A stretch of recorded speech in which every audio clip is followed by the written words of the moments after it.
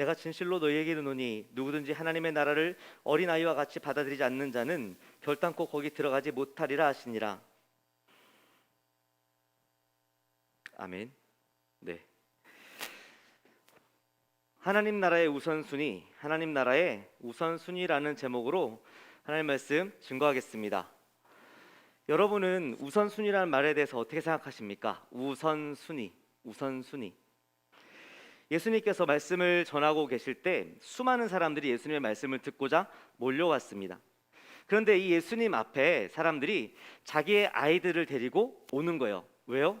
예수님께서 우리 아이들 한번 안아주시고 한번 기도해 주시고 하면 좋겠다 싶어서 아이들을 데리고 오더라라는 거죠. 그런데 예수님께로 오는 이 걸음을 제자들이 가로막습니다. 가로막을 뿐만 아니라 그 부모들을 꾸짖어요. 지금이 이럴 때냐? 왜 아이들을 예수님께로 데리고 오느냐? 그러면 안 된다라고 꾸짖어요. 여러분, 왜 제자들이 이 아이들을 꾸짖었을까요? 제자들이 왜 꾸짖은 이유가 뭡니까? 이 아이들이 예수님께 방해가 된다고 생각했기 때문이에요. 예수님께 방해가 된다. 지금 아이들을 데리고 오면 예수님한테 방해가 됩니다. 예수님이 중요한 일을 하고 계시잖아요. 여러분, 예수님이 지금 뭘 하고 계십니까? 어른들한테 말씀을 전하고 계셨어요. 어른들한테 말씀을 전하고 계셨다. 쉽게 얘기해서 어른들은 중요한 사람들이고 아이들은 우선.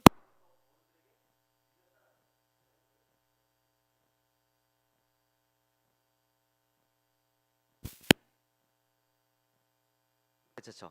이걸 할게요. 여러분, 아이들이 우선순위에서 밀렸다는 거예요. 어른들한테 말씀을 전하는 게 굉장히 중요한 일인데 아이들을 데리고 오면 그 중요한 일을 못하게 되지 않습니까? 라고 꾸짖은 거예요.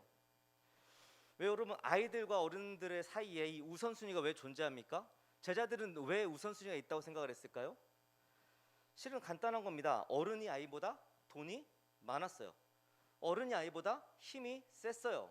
어른이 아이들보다 영향력이 많았기 때문에 그렇습니다. 아마 예수님의 말씀을 전하고 있는데 헤롯 왕이 예수님을 만나겠다고 찾아왔으면 제자들이 어떻게 했을까요? 꾸짖은 게 아니라 길을 텄겠죠. 어서 오시라고, 예수님 앞에 가시라고. 예수님 잠깐만요, 여기 왕이 오셨다고 안내했겠죠. 그럼 어떻게 보면 당연하게 보일 수도 있습니다. 제자들은 어떻게 보면 일은 잘한 걸 수도 있어요. 일을 그 수많은 사람들 중에 우선순위를 해서 예수님의 사역이 원활하게 진행될 수 있도록 일을 잘한 것처럼 보일 수도 있습니다. 어떻게 보면 우리는 이 말씀을 보면서 아니, 제자들이 잘한 거 아니야? 라고 생각할 수 있어요. 여러분, 세상 속에는 우선순위가 분명히 존재합니다. 세상 속에는 우선순위가 존재해요. 사람들이 얘기하기를 뭐 사람 위에 사람이 없고 사람 아래에 사람이 없다고 하지만, 실은 그래야 하지만 실제적으로 어떻습니까? 더 중요한 사람이 있고 더 우선시 되는 사람이 있어요. 더 먼저 되는 사람이 있다라는 거예요. 왜 그렇습니까? 왜 그래요? 실은 기회가 제한적이기 때문에 그렇습니다. 코로나 시즌에 이제 저희 아이들이 워낙 놀 게 없으니까 제가 너무 불쌍해서 그 포켓몬 카드가 있어요. 여러분, 포켓몬 게임 아시죠? 그 게임에 카드가 있어요. 1,000원에 막 5장 들어있는데 랜덤으로 되게 A 등급부터 뭐 마지막 F 등급까지 등급이 나눠져 있는 카드가 나와요. 그래서 그거를 사주기 시작했습니다. 한번 사줄 때마다 뭐 5장씩, 10장씩, 1,000원, 2,000원 사주는데 나중에 가니까 한 몇십만 원을 사준 것 같아요. 아이들이 거의 한 100몇십 장, 200장씩 가지고 있더라고요. 근데 이제 이거를 아이들이 가져놓으면 구겨지거든요. 종이라서 아무리 좋은 종이라도 구겨지니까 제가 비닐을 사줬습니다. 그 카드를 껴놓는 비닐이 있어요. 근데 그 비닐을 사줬는데 이것도 비닐도 비싸가지고 50장씩 사줬어요. 그럼 만약에 여러분 아이들이 이제 그걸 받았으면은 어떤 카드부터 비닐에 넣었을까요? 금박으로 돼 있는 카드가 있어요. A급짜리. 그런 좋은 거 있잖아요. 그거부터 카드에 넣기 시작하더니만 나머지 뭐 그냥 일반 좀 작은 약한 카드들은 비닐 안에 들어가지도 못하는 거예요. 당연하죠. 기회가 없으니까. 여러분, 세상 속에서 우선순위가 생기는 건 당연합니다. 왜요? 자원은 한정되어 있고 사람들은 많은 거예요. 자원은 한정되어 있고 사람들은 많은 것이죠. 그래서 사람들은 우선순위가 생기는 거에 대해서는 뭐라 하지 않습니다. 어쩔 수 없다고 생각해요. 여러분, 우리가 지금 살고 있는 이 사회가 왜 생겼습니까? 국가는 왜 생겼어요? 자원은 제한적인데 이거를 가지고 사람들이 쟁취하려고 노력해야 되는데 힘이 약한 사람이 무조건 밀려버리니까 그룹을 짓고 자신의 이익을 구하기 위해서 그룹이 커지기 시작하고 그게 나라가 된 거잖아요. 국가가 된 거잖아요. 당연하다. 당연하다. 그렇게 따지면 제자들의 행동은 전혀 이상할 게 없다라는 거죠. 하지만 여러분, 예수님은 제자들의 행동을 막으십니다. 잘못됐다라고 하세요. 너희가 지금 우선순위로 사람을 등급을 매겨서 순서를 매기느냐, 너는 그것은 잘못됐다라고 주님이 말씀하신다라는 거예요. 예수님께서 뭐라고 하십니까? 아이들을 내치지 말고 예수님께로 데려오라 그러세요. 데려와라. 아이들을 내게로 데려와라. 왜요? 예수님께는 아이와 어른이 동일한 존재였기 때문에 그래요. 여러분, 이제 뭐 프랑스에서 어떤 시험을 했대요. 그래서 사람이, 그 사람도 대단한 것 같아요. 사람이 죽기 직전에 이제 침대에 올라가 있잖아요. 근데 거기 밑에다가 양해를 구하고 저울을 갖다 놓은 거예요. 저울을 갖다 놓은 거예요. 몸무게를 재는 거. 그리고 저기 있다가 사람이 딱 죽은 다음에, 죽기 직전과 죽은 후에 몸무게 차이를 쟀대요. 그러니까 얼마나 차이 났을까요, 여러분? 원래 차이가 안 나는 게 맞는데 차이가 났어요. 그게 뭐냐면 21g의 차이가 났대요. 사람이 살아있다가 죽게 되는 그 순간에 21g이 빠져나갔다. 그래서 거기서 그 사람이 뭐라고 했냐면 사람의 영혼의 무게가 21g이다, 뭐 이렇게 얘기했던 그런 논문도 있었어요. 실은 좀 말이 안 되는 건데, 여러분, 사람의 영혼의 무게가 있을까요, 없을까요? 없을까요? 있을까요? 모르죠. 영혼의 무게는 달 수가 없으니까. 하지만 여러분, 중요한 거는 영혼의 가치, 영혼의 무게는 같다라는 거예요. 제 영혼의 가치와 여러분의 영혼의 가치는 같다라는 거예요. 세상 사람들은 물질을 가지고 생각하기 때문에 사람들의 가치를 매깁니다. 더 나은 사람, 더 강한 사람, 더 중요한 사람 생각하는 거예요. 하지만 예수님은 어떻게 보십니까? 예수님은 우리의 중심을 보시고 우리의 영혼을 보시기 때문에 예수님 앞에서 우리는 다 똑같은 존재라는 거예요. 이렇게 얘기하면 똑같은 얘기겠지만, 여러분, 뭐 이제 예배를 드리고 계신 분들 너무 죄송하지만 교회에 어른들이 계세요. 뭐 중직자들 계세요. 장로님들 계시고 목사님들 계시고 권사님들 계시고 집사님 다 계시잖아요. 그분들의 가치와 저기 유치원 아이들, 말도 못하는 어린아이가 예배를 드리는데 그 아이의 영혼의 가치가 하나님 앞에 어떨 것 같으세요? 똑같겠죠. 다를까요? 아니요, 똑같다고. 예수님이 제자들을 꾸짖으시고 오히려 아이들을 끌어안으셨던 것처럼 우리가 예배드려 나올 때 주님은 똑같은 시선으로 우리를 보고 계신다라는 거예요. 근데 문제가 생겼죠. 뭐냐면 우리가 제자들과 똑같이 구는 거예요. 예수님은 우리를 아무런 조건 없이 모두 다 귀하게 받아주시는데 오히려 약한 자들을 더 품에 안아주시는데 우리는 어떻게 합니까? 우리는 제자들과 똑같은 시선으로 세상의 시선을 가지고 살아가고 있다라는 거예요. 살아가고 있다. 여러분 어떻습니까? 여러분은 스스로 하나님 앞에 나아갈 때 스스로에 대해서 어떤 가격을 매기십니까? 어떤 가격을? 오늘 예배 전에 한 학생이 저한테 찾아와서 물어봤어요. 목사님, 저희 아마 이제 부모님이랑 싸웠던 것 같아. 저희 부모님이 하시는 말씀이 부모님이랑 싸우고 이런 잘못을 한 상태에서 교회 가서 예배드리는 건 잘못된 거 아니냐라고 저한테 물어보시는데, 정말 저는 그럼 지금 예배드리면 안 돼요? 라고 물어보는 거예요. 자기가 지금 죄를 졌으니까, 자신의 존재 가치가 떨어졌으니까 이 상태로 주님 앞에 나가면 안 되는 겁니까? 라고 물어봤다라는 거예요. 근데 여러분 어떠십니까? 예배 자리에 나와봤어요. 이거는 그래도 좀 덜 부담스러워. 만약에 예수님이 지금 여러분의 예배 자리에 나와서 여러분 앞에 바로 서신다 그러면은 여러분 지금 예수님 앞에 설 자신이 있습니까? 어떤 사람들은 내가 지난 한 주간의 삶을 살았을 때 내가 괜찮게 산 것 같아. 예배도 잘 드린 것 같고 나한테 주어진 어떤 역할도 다 한 것 같고 책임도 다 한 것 같고 잘 나가고 있으니까 내가 주님 앞에 조금은 떳떳하게 설 수 있을 것 같아. 어떨 때는 또 어때요? 지난 한 주간 삶을 보니까 내가 주님 앞에 나와왔지만, 예배 자리에 나왔지만 주님이 날 좀 못 본 척 해줬으면, 주님이 나를 좀 약간 멀리서 바라봐 주셨으면, 나를 좀 가까이 하지 마시고 멀리서 그냥 은혜만 베풀어 주셨으면, 그런 마음이 들 때가 있더라라는 거죠. 그 여러분 또 어떻습니까? 여러분끼리도 실은 그러면 안 되지만 우리도 우리 안에 그런 시선이 잡히는 거예요. 주님의 시선이 아니라 세상의 시선이 우리 안에 이미 들어와 있어서 세상이 우리를 판단하는 것처럼 우리도 서로를 판단하더라라는 겁니다. 우리도 서로를 판단하더라. 여러분 만약에 어떤 이제 두 명의 청년이, 가상의 청년이 왔다고 쳐봐요. 가상의 청년이 이제 한 청년은 버스를 타고 와가지고 막 걸어오는가, 되게 후줄근한 모습으로 걸어와가지고 이제 예배 자리에 이렇게 들어와서 앉았다고 쳐요. 근데 또 한 청년은 이렇게 이제 빨간색 차 있잖아요, 비싼 차. 그거를 몰고 와서 머리부터 발끝까지 명품을 하고 예배 자리에 들어왔다고 쳐요. 그럼 여러분 딱 봤을 때 두 사람이 들어오는 걸 놓고 딱 봤을 때 여러분의 마음에 변화가 있을 것 같아요, 없을 것 같아요? 한편으로는 들지 않겠습니까? 그냥 이렇게 후줄근하게 터벅터벅 들어온 청년들 보면서는 아 그냥 누구 왔나 보다. 근데 막 삐까뻔쩍하게 들어오면 저 사람 누구지? 어떤 사람이지? 라는 생각이 들지 않겠냐라는 거예요. 예수님이 하시는 말씀이 그겁니다. 우리가 세상이 우리를 바라보는 시선으로 우리가 서로를 바라봐서는 안 된다라는 거예요. 제자들은 세상이 제자들을 바라보는 시선, 중요함, 강함, 돈이 많음 이런 것으로 우선순위를 매기는 그 시선으로 예수님께 다가오고자 하는 사람들을 우선순위를 매기고 판단했어요.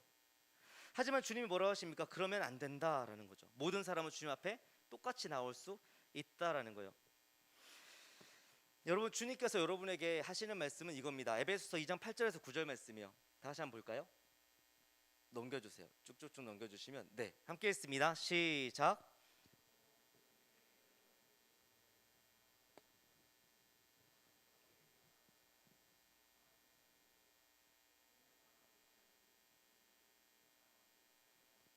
아멘.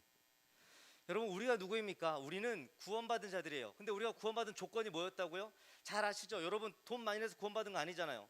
성역 공부 많이 해서 구원받은 거 아니잖아요. 여러분이 깨끗한 삶을 살아서 구원받은 거 아니잖아요. 우리가 구원받은 이유는 무엇입니까? 오직 우리를 향하신 하나님의 은혜였다라는 거예요. 은혜였다. 예전에 어떤 교회에서 청년이 저한테 와서 그 얘기를 하더라고요. 목사님, 자기 너무 속상하대요. 근데 속상할 게 없거든. 그 친구는 얼마 전에 백수 생활을 청산하고 삼성에 입사한 사람이었어요. 삼성에 열심히 공부하다 삼성에 들어갔대요. 야, 그럼 좋은 일이 많을 때 자기가 속상하대. 왜 그러냐면 이 친구가 삼성에 들어가서 11조를 처음 딱 내니까 그게 교회가 작은 교회였거든요. 갑자기 그 교회 11조 순위에 4등으로 올라간 거예요. 백수였던 청년이 교회 11조 순위에 4등. 그러니까 자기가 주일날 교회 오니까 장로님들이 와가지고 자기한테 인사를 하더라. 이전까지는 쳐다보지도 않던 사람들이 자기한테 와서 인사를 하더라. 자기는 그게 너무 속상했다는 거예요. 내가 직업을 가지지 못할 때는 중요한 사람이 아니었다가 직업을 가지니까 중요한 사람이 됐어. 세상에서는 그럴 수 있다고 쳐요. 근데 왜 교회에 와서 내가 그런 취급을 당해야 되냐라는 거죠. 여러분 딱 들으면 어땠습니까? 아, 왜 그랬지 싶죠. 하지만 여러분 잘 생각해 보세요. 여러분은 스스로를 하나님 앞에서 그렇게 취급하고 있지 않냐라는 거예요. 어떤 청년들은 자기가 뭐 대학을 잘 가면 더 당당하게 나오고 취업을 하면 더 당당하게 교회 나오고 공동체 가운데 이 공동체 안에 들어왔을 때도 세상에서 잘 나가는 사람들은 더 자신감을 갖고 들어오고 세상에 좀 못 나가는 것 같으면 뭔가 좀 약간 내가 와도 되나? 여기 앉아 있어도 되나? 사람들은 어떻게 쳐다보지? 이런 고민을 하고 있지 않냐라는 거죠. 그러니까 여러분, 바라기는 주님의 시선으로 여러분 스스로를 볼 수 있길 바랍니다. 세상의 시선이 아닌 주님의 시선으로. 주님의 시선으로 스스로를 바라보는 사람들은 두 가지를 하지 않을 수도 있게 돼요. 첫 번째 뭐냐면 교만하지 않을 수 있습니다. 교만하지 않을 수 있습니다. 많은 사람들은 스스로 교만하다고 생각하지 않습니다. 내가 교만하지 않다라고 생각을 해요. 하지만 반대로 남을 판단하는 사람은 교만한 사람이에요. 남을 정죄하는 사람은 교만한 사람이에요. 나도 모르는 사이에 앉아있을 때 어떤 사람의 예배 못 드리는 모습을 보고 어떤 사람의 삶의 모습을 보고 어떤 사람의 선택을 하는 것을 보면서 저 사람은 왜 저렇게 생각하지? 왜 저렇게 선택하지? 왜 저렇게 살아가지? 왜 저런 모습으로 예배를 드리지? 라는 생각이 든다면 여러분 스스로가 하나님 앞에 교만한 상태에 있다라는 것을 기억하셔야 됩니다. 우리는 하나님 앞에 아무것도 아니에요. 우리가 내세울 수 있는 건 은혜밖에 없다고. 그런데 우리가 누구를 바라보면서 그 사람을 정죄할 수 있겠습니까? 누구를 바라보면서 그 사람을 평가할 수 있겠습니까? 혹시라도 여러분의 삶 가운데 여러분의 시선 앞에 남을 판단하고 정죄하고 남을 가늠해서 우선순위를 매기는 모습이 있다면 오늘 주님 앞에서 회개할 수 있길 바랍니다. 판단하고 정죄한다는 건 교만하다라는 거예요. 주님은 교만한 자를 물리치시고 애통하는 자를 찾으시는 분입니다. 두 번째로 주님의 시선으로 우리를 보면은 어떤 걸 하지 않게 되냐면 위축되지 않게 됩니다. 위축되지 않게 됩니다. 여러분 혹시 여러분 스스로가 이제 작아졌을 때가 있습니까? 작아졌을 때 여러분 스스로가 위축돼 보였을 때가 있어요? 위축돼 보였을 때 자꾸 이제 아이들을 키우다 보니까 그 에피소드가 많은 것 같아요. 저희 아이가 이제 학교에서 갔을 때 핸드폰이 아직 없어요. 핸드폰이. 근데 그 핸드폰이 없으니까 학교 가서 위축되는 경우가 있는 거예요. 애들이 이제 쉬는 시간에 핸드폰을 꺼내고 학교 끝나고 나서 이제 부모님한테 전화해야 되니까 막 플립폰, 막 제트폴드 막 이런 걸 꺼내가지고 전화를 하면은 이 한결이는 이게 핸드폰이 없으니까 자기가 위축되는 거예요. 아, 내가 좀 저 친구보다 모자란 것 같고 아닌 것 같고 막 그러는 거예요. 너무 마음이 좀 아팠죠. 근데 그래도 사줄 생각은 아직 없었으니까. 근데 한 번은 이제 미션 학교에서 숙제를 줬습니다. 되고 싶은 거, 너가 되고 싶은 거를 한번 발표하는 그런 시간이었던 거예요. 그래서 물어봤죠. 한결아, 뭐가 되고 싶어? 그러니까 하는 말이 자기는 유튜버 게이머가 되고 싶대요. 그 게임 유튜버. 왜냐면 그 유튜브에서 하는 그 마인크래프트라는 게임 보는 걸 너무 좋아했거든요. 게임 유튜버가 되고 싶대요. 그래가지고 아, 그래, 알았다. 그러면 이제 게임 유튜브 영상 한번 만들어 보자. 그래가지고 마인크래프트를 틀어놓고 그거를 자기가 하게 했어요. 처음에 이렇게 찍으려고 너무 어색해서 아빠 잠깐 밖에 나가 있으면 안 돼. 아, 밖에 나갈게. 찍게 했어요. 그리고 이제 편집을 해가지고 만들어 줬거든요. 그걸 학교 가서 틀은 거예요. 그러니까 애들이 어땠을 것 같아요? 초등학생들이 난리가 났겠죠. 우와. 그래서 막 그때 막 반응이 정말 좋았나 봐요. 어떤 여자아이는 한결에 더 귓속말로 사랑해 그랬대요. 우와. 게임 유튜브의 그 인기가 아마 하늘을 찌르나 봐. 그러니까 이 친구가 어때요? 스스로 위축됐던 애가 갑자기 어깨가 막 이만큼 올라가서 막 자기 학교 가고 싶다고 막 아빠 그 구독자가 몇 명이네. 구독자가 무슨 구독자가 있어. 유튜브 제 계정에 그냥 해놓은 거거든요. 근데 여러분, 이 아이도 자기를 바라보는 세상 앞에서 위축이 되는 거예요. 근데 많은 청년들이, 아니 세상을 살아가는 많은 사람들이 자기를 바라보는 시선 앞에서 위축이 됩니다. 왜요? 예전에는 그래도 우선순위라는 것조차 있었어요. 그나마 등급이 있었다고. 근데 지금은 어떤 시대예요? 가졌냐 못 가졌냐의 시대예요. 예스 노의 시대라고. 가진 사람은 소수입니다. 나머지는 다 박탈감.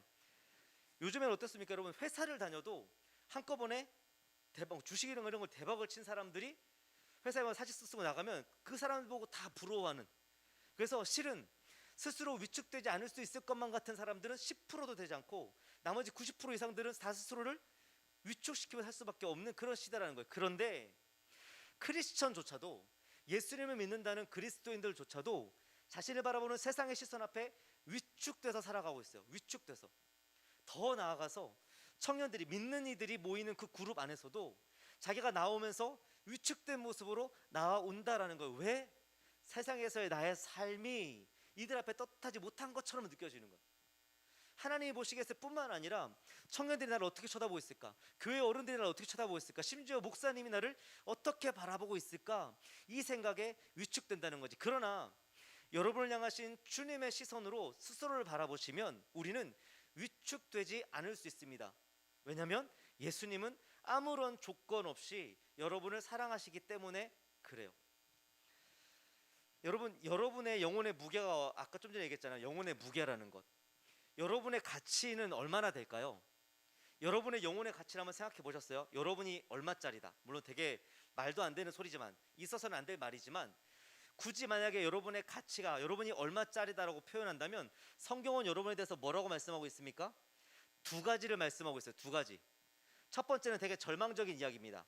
첫 번째 뭐냐면 우리는 다 질그릇이라는 거예요. 질그릇이 뭐예요? 흙으로 만든 그릇이다. 어떤 집에 금그릇과 은그릇과 질그릇이 있는데 우리가 누구냐면 바로 질그릇이라는 거죠. 질그릇. 그리고 또 우리는 뭐라고 그럽니까? 성경은 죄인이다. 선한 사람은 한 명도 없어서 하나님께로 나아갈 수 있는 사람이 단 한 명도 없는 우리는 다 죄인이다. 절망적인 존재다라는 거지. 근데 또 하나 우리를 향한 성경의 선언이 뭡니까? 그런데 그런 우리를 예수님이 사랑하셔서 우리를 대신해서 십자가에서 죽어주셨기 때문에 우리가 예수를 믿으면 우리는 하나님 앞에 예수님만큼의 가치를 가지는 사람이다라는 거예요. 여러분이 하나님 앞에 얼마짜리입니까? 예수님짜리예요. 표현이 너무 저급한데 예수님짜리라고. 여러분은 예수님짜리.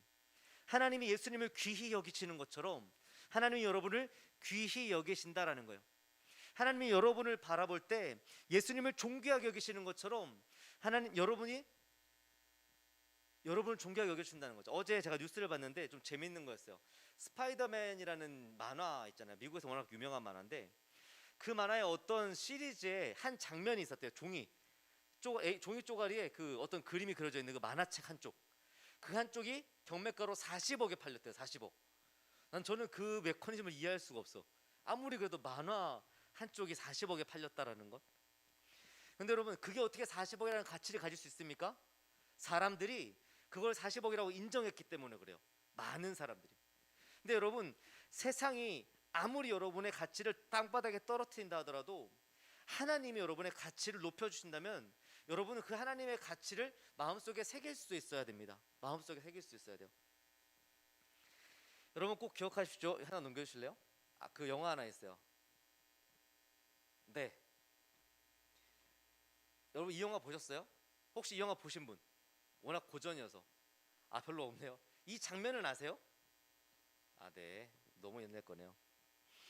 만약에 여러분 예수님이 어느 날 여러분의 집 문 앞에서, 여러분의 창 밖에서 두드리고 여러분을 야 잠깐만 나 좀 봐 했을 때 예수님이 여러분의 스케치북을 들고 한 장을 넘기셨다면 거기에 써 있는 단어는 야 너 요즘 왜 그러냐 이게 아니라는 거예요.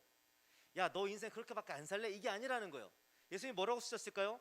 이렇게 쓰셨겠지. 야 너는 나한테 이미 완벽하다라는 거예요. 너는 나한테 이미 완벽하다.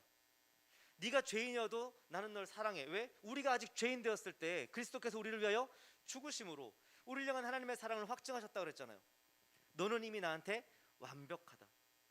여러분, 여러분을 향한 이 주님의 고백 앞에 스스로의 가치를 고정할 수 있기를 바랍니다. 예수님이 나를 완벽하다 하셨어. 예수님이 나를 귀하다고 하셨어. 예수님이 나를 사랑한다고 하셨어. 세상이 아무리 나의 삶을 평가하고 나의 삶을 짓밟는다 할지라도 예수님이 나를 사랑하시니 나의 인생의 가치는 예수님에게 있다라는 것을 기억할 수 있기를 바랍니다.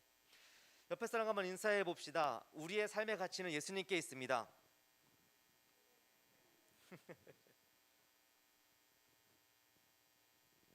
제가 이 얘기를 하는 이유는 많은 크리스천 청년들이 표현을 하지 않지만 스스로의 삶에 대해서 자존감이 너무 낮아져 있는 상태로 살아가요.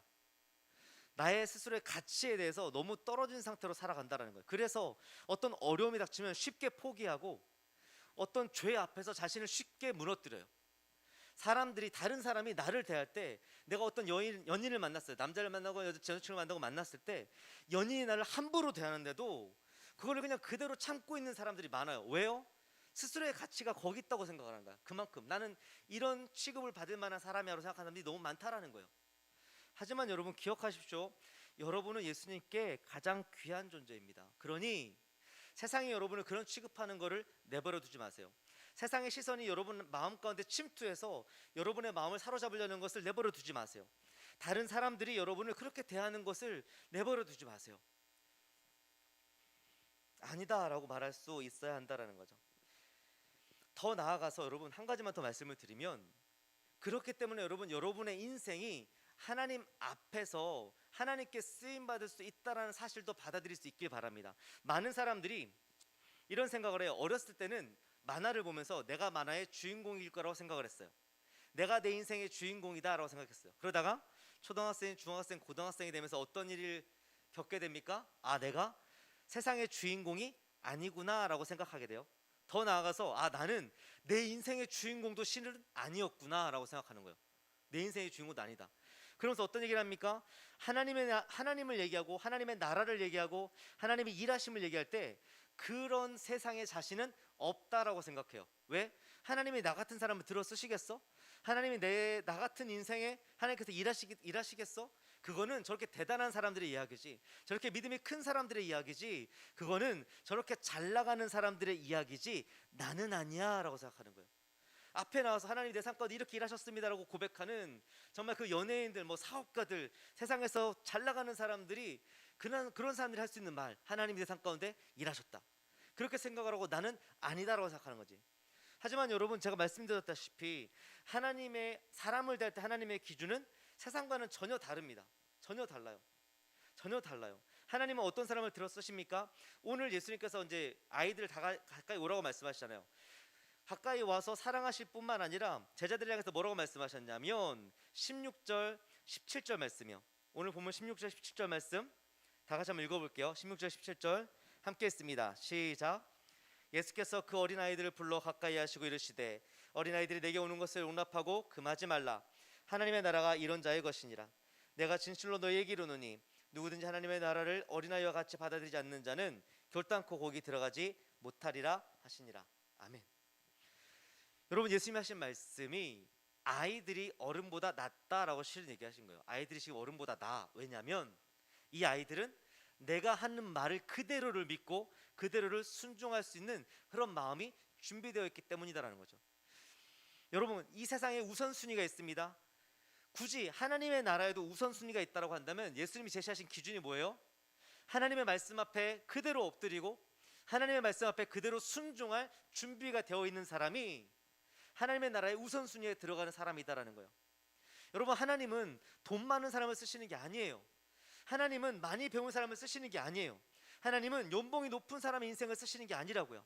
하나님은 세상 사람들이 누구나 다 붙잡고 물어봤을 때 우와 당신 그런 사람이야 라고 놀랄 만한 그런 인생을 쓰시는 게 아니라, 하나님은 하나님의 음성을 들으려고 노력하고 그 음성 앞에 순종하려고 노력하는 바로 그 사람의 삶을 사용하신다라는 거예요. 그러니 하나님의 나라, 하나님의 일하심, 하나님의 역사라는 걸 얘기할 때 나는 아니지라고 생각하지 말고 하나님께서 바로 내 삶 가운데, 내 삶의 한 자리에 하나님 일을 하시고자 하신다는 그 사실을 받아들일 수 있기를 바랍니다. 세상은 여러분에게 그냥 직장 생활하면서 돈 벌면서 너가 할 수 있는 최소한의 행복을 지키면서 살다가 죽으라라고 얘기하겠지만, 여러분, 하나님은 여러분을 그렇게 세상 가운데 보내신 분이 아니라는 거예요. 하나님은 여러분을 세상에 보내실 때 겨우 그 정도 인생을 살다 가라고 말씀하신 분이 아니다라는 거죠. 하나님의 계획 앞에 여러분은 이미 충분한 가치가 있음을 인정하고 하나님 앞에 그 음성을 듣기를 노력하고 그 앞에 순종하려고 노력해서 하나님의 일에 쓰임 맞는 그런 인생이 되는 저와 여러분이 되기를 주님의 이름으로 축복합니다. 여러분, 포기하지 마세요. 포기하지 마세요. 포기하지 마세요. 서울에서 청년들과 같이 이제 사역을 했었을 때 한 청년이 있었어요. 굉장히 이제 힘든 가정에서 살았어요. 굉장히 어려운 가정에서 살았어요. 그래서 막 많이 배운 것도 아니고 대학을, 심지어 이제 대학도 자기는 못 갔어요. 기회가 없었거든요. 그래서 자동차 정비하는 거를 하다가 그마저도 몸이 다쳐가지고 못 하고 있는 상황에 이제 보험을 파는 하는 그걸 해서 이제 세일을 일을 하고 있었는데 그것도 너무 안 되는 거예요. 매달이 지옥 같은 거예요. 왜냐하면 이걸 계약을 따내지 못하면 돈이 안 나오고, 돈이 안 나오면 살 수가 없는 거야. 여자친구를 만난 적도 있었는데 그 막 돈을 사람한테 빌려야 자기 살 수 있고 막 이런, 얼마나 힘들겠어요. 20대 후반의 남자 청년이 그게 얼마나 힘들겠냐고. 절망한 거예요. 자기 인생은 이제 아니다, 끝났다라고 생각을 한 거예요. 도저히 어쩔 수가 없다. 그래서 어느 날 겨울쯤이었는데 겨울 저녁에 저한테 와서 자기가 살 수가 없다, 자기 죽고 싶다라고 얘기를 했어요. 자기 죽고 싶다, 못 살겠어요, 하루도 더 못 살겠어요, 얘기한 거지. 그때 이제 그 청년한테 얘기했던 게 이거예요. 지금 상황은 이렇고 너를 둘러싼 이 상황이 너무 절망적이지만, 그래서 세상은 너를 그런 쪽으로 이렇게 몰아가는 것 같지만 하나님은 너를 그렇게 보지 않으신다. 하나님이 네 삶 가운데 시작하고자 하신 일들이 분명히 있을 텐데 그거를 받아들이기 위해서는 일단 세상이 너를 바라보는 그 시선이 아니라 주님이 너를 바라보시는 시선으로 좀 너 스스로의 인생을 바라봐라 그랬어요. 바라봐라. 그리고 하나님이 네 삶 가운데 어떤 일을 하실지 좀 지켜보자라고 얘기했어요. 지켜보자. 죽지 말고 살자. 죽지 말고 살자. 왜냐면 너는 죽을 만큼 하찮은 존재가 아니야. 예수님이 널 사랑하시니까, 예수님이 널 향한 계획이 있으시니까 너는 스스로를 포기하면 안 돼. 네 인생은 가치가 있으니까. 그래서 버텼어요. 그렇게 버티다가 어느 날 갑자기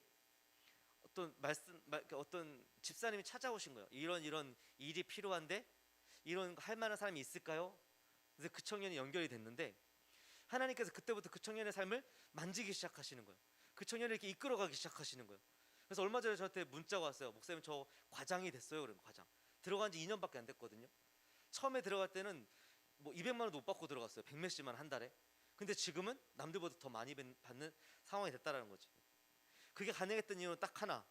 세상이 그 청년의 기준을 바닥으로 내려보면서 너는 이 세상에 존재의 가치가 없어라고 얘기했을 때 그 세상에 귀를 기울이고 자기를 포기하는 게 아니라, 그럼에도 불구하고 나를 사랑하시는 주님, 나를 가치 있다 말씀하시는 그 주님 때문에 내가 내 생명을 끝까지 붙잡고 가는 그 사람의, 그 친구의 시도가 있었기 때문에 하나님의 일이 시작될 수 있었다라는 거예요.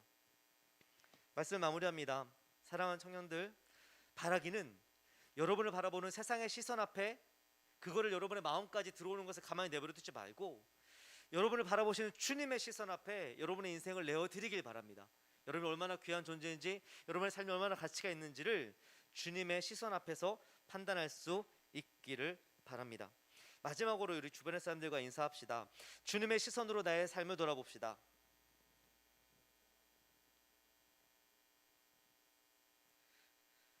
주님의 시선으로 우리의 삶을 돌아보고 주님의 말씀 앞에 순종함으로 하나님의 놀라운 일을 경험하는 저와 여러분이 되기를 축복합니다. 우리 찬양합시다. 세션은 앞에 나와주시고요. 뒤에 불 잠깐 꺼주시고.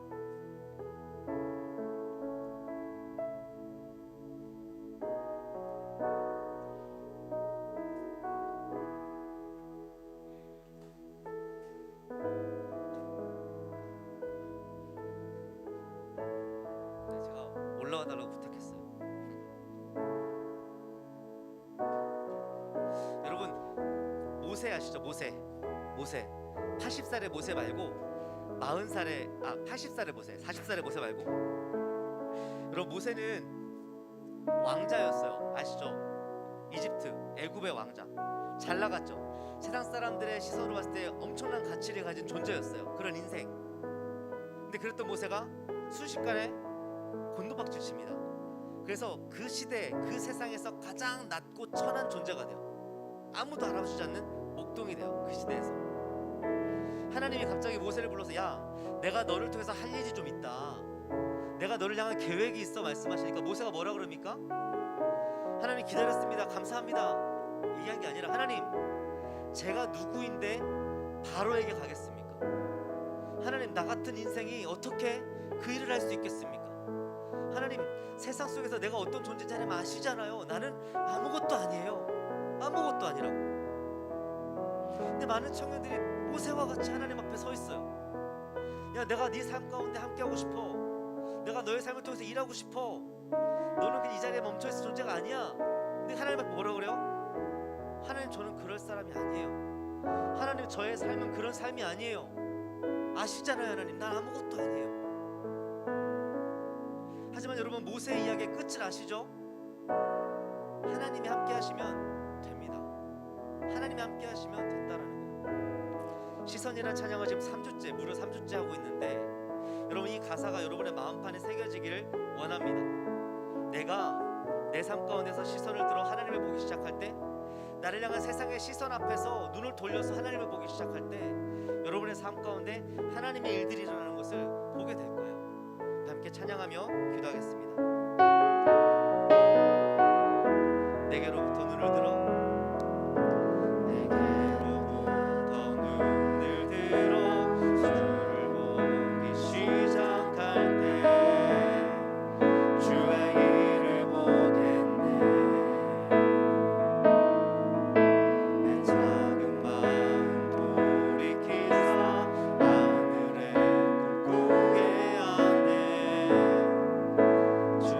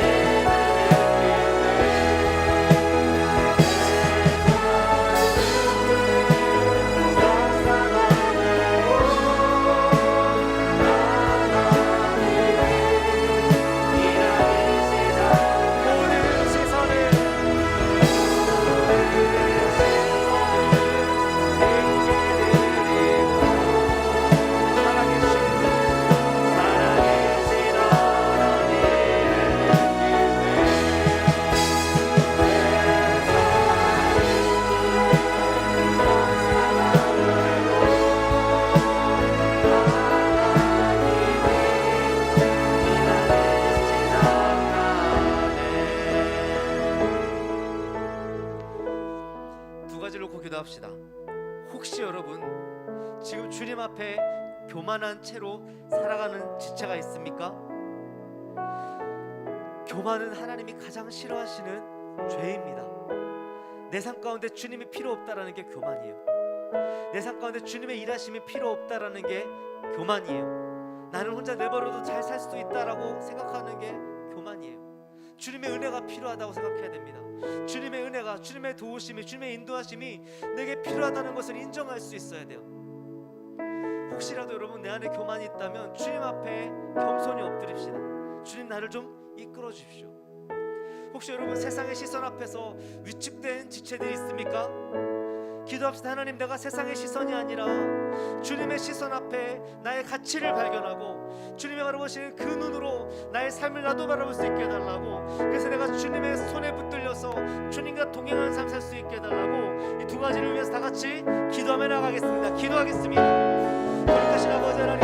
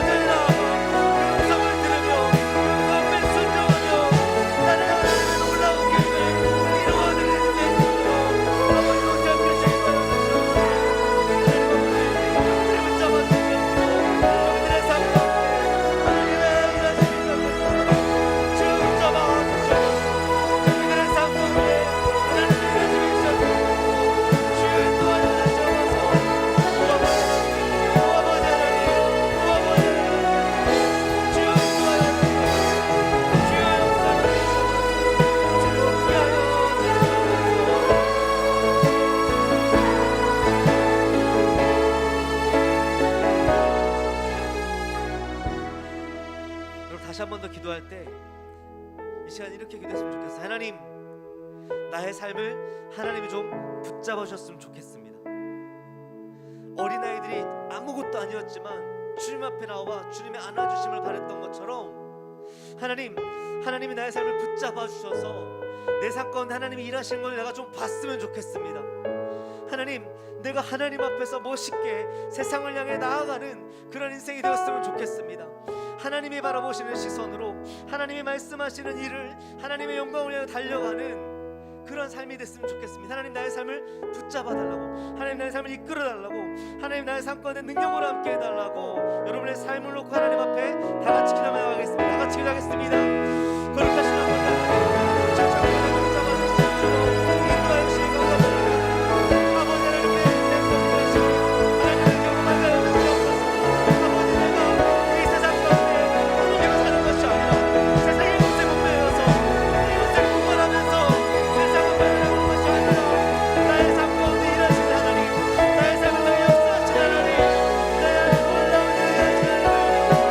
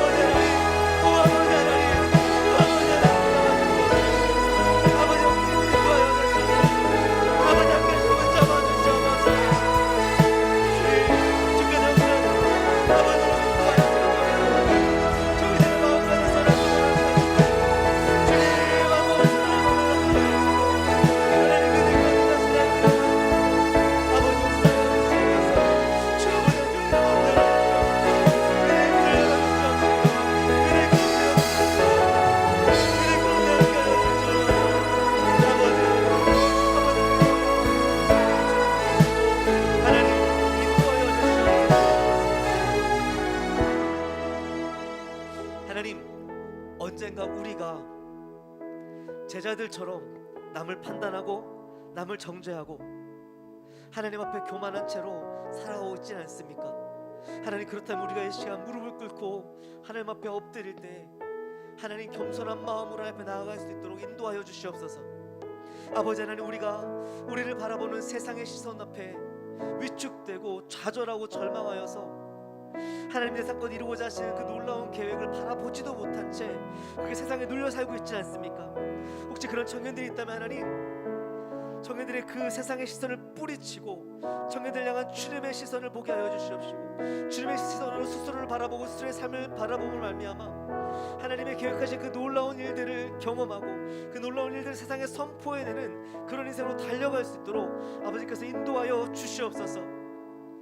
청년들에게 주어진 매일의 삶, 청년들에게 주어진 인생 앞에서 하나님, 하나님을 발견케 하시고 하나님의 일하심과 하나님의 능력을 경험케 하시고 하나님의 나라를 세상에 펼쳐내는 데 쓰임받는 우리 청년들 다 될 수 있도록 인도하여 주시옵소서.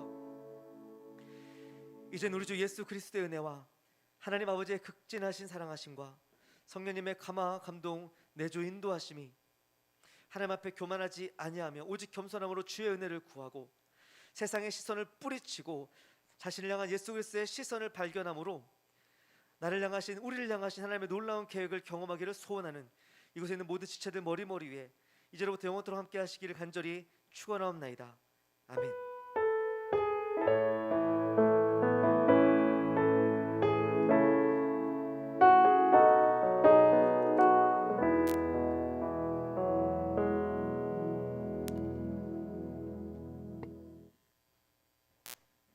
네, 광고하겠습니다. 넘겨주세요. 다음 주 대표 기도는 강태호 청년분 준비해 주시면 되고요. 이외에 오늘은 광고가 없어서 여기서 마치겠습니다.